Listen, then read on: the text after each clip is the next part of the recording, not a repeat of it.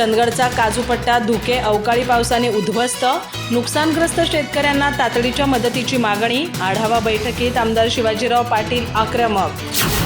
चंदगड तालुक्यात धुके आणि अवकाळी पावसाच्या दुहेरी फटक्यामुळे काजू पिकाचे मोठ्या प्रमाणात नुकसान होऊन काजूपट्टा उद्ध्वस्त झाला आहे।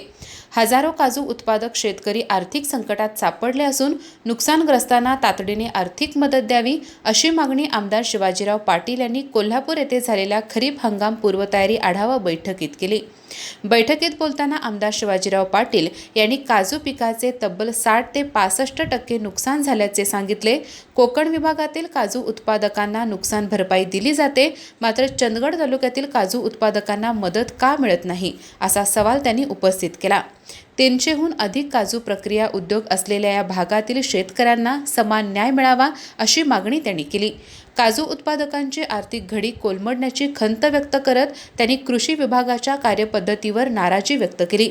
शासन स्तरावर सातत्याने पाठपुरावा करण्याची अपेक्षा असताना त्यात तत्परता दिसून आली नसल्याचे त्यांनी नमूद केले।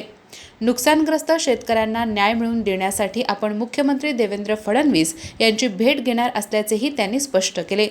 याच बैठकीत त्यांनी नाचणी उत्पादनाचा मुद्दाही मांडत चंदगड तालुका गुणवत्तापूर्ण नाचणी उत्पादनात आघाडीवर असल्याचे सांगितले, मात्र कृषी विभागाकडून दिले जाणारे बियाणे निकृष्ट दर्जाचे असल्याने शेतकऱ्याचे नुकसान होत असल्याची बाब त्यांनी निदर्शनास आणून दिली आणि उच्च प्रतीचे बियाणे उपलब्ध करून देण्याची मागणी केली।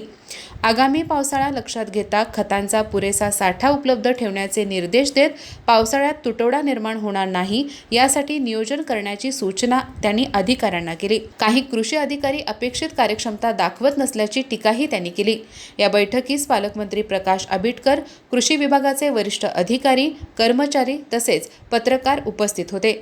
चंदगडच्या काजू पट्ट्यातील या गंभीर परिस्थितीमुळे शेतकऱ्यांकडून तातडीच्या मदतीची मागणी जोर धरू लागली आहे। अधिक माहिती आणि ताज्या घडामोडींसाठी आजच आमचे चॅनल सबस्क्राइब करा।